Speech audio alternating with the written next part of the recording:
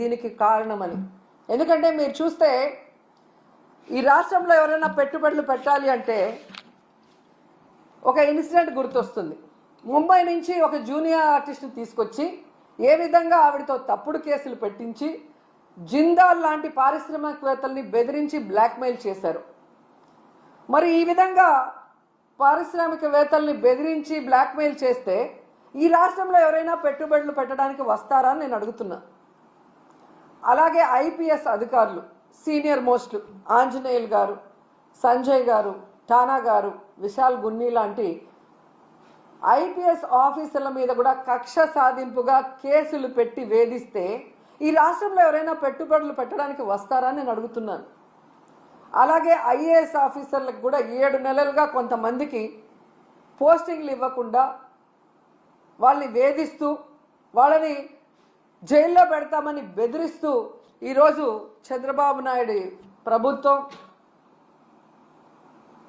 Decisions తీసుకుంటుంటే ఎవరైనా పెట్టుబడులు పెట్టడానికి వస్తారా అని నేను అడుగుతున్నా.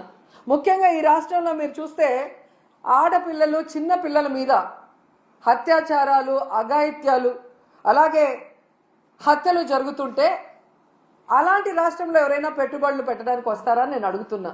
అండ్ ముఖ్యంగా నారా లోకేష్ దావోస్కి వెళ్ళి సిగ్గు లేకుండా నా ప్రత్యర్థుల్ని అనగతొక్కడానికి నేను రెడ్ బుక్ని యూజ్ చేస్తున్నాను అని చెప్తే ఎవరైనా పెట్టుబడులు పెట్టడానికి వస్తారా అని నేను అడుగుతున్నాను.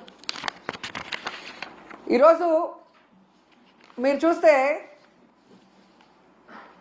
ఈ రాష్ట్రానికి పెట్టుబడులు రాకపోవడానికి కారణం ఈ రెడ్ బుక్ రాజ్యాంగమే. ఎందుకంటే ఎవరైనా పెట్టుబడులు పెట్టాలి అంటే ఆ రాష్ట్రంలో లా అండ్ ఆర్డర్ కరెక్ట్గా ఉండాలి, పారదర్శకమైన పరిపాలన ఉండాలి, అలాగే రోడ్డు, రైలు, ఏరోప్లేన్, అలాగే పోర్ట్స్, ఇవన్నీ కూడా అంటే ట్రాన్స్పోర్ట్ ఇది కరెక్ట్గా ఉంటేనే అక్కడ పెట్టడానికి అవకాశం ఉంటుంది.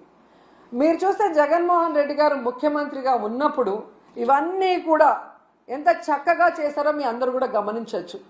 లా అండ్ ఆర్డర్ ఏ విధంగా మెయింటైన్ చేశారు, అలాగే మీరు చూస్తే సచివాలయ వ్యవస్థతో ఎలా పారదర్శకంగా పరిపాలించారు, అలాగే ఏపీలో 3 పోర్ట్లు మచిలీపట్నం, మూలపేట, రామాయపట్నం ఏ విధంగా వర్క్స్ స్టార్ట్ చేశారు, భోగాపురం ఎయిర్పోర్ట్ ఎలా ఆల్మోస్ట్ 35% వర్క్ చేసేయటం జరిగింది, అలాగే 10 ఫిషింగ్ హార్బర్లు అన్నిటినీ కూడా తీసుకొచ్చి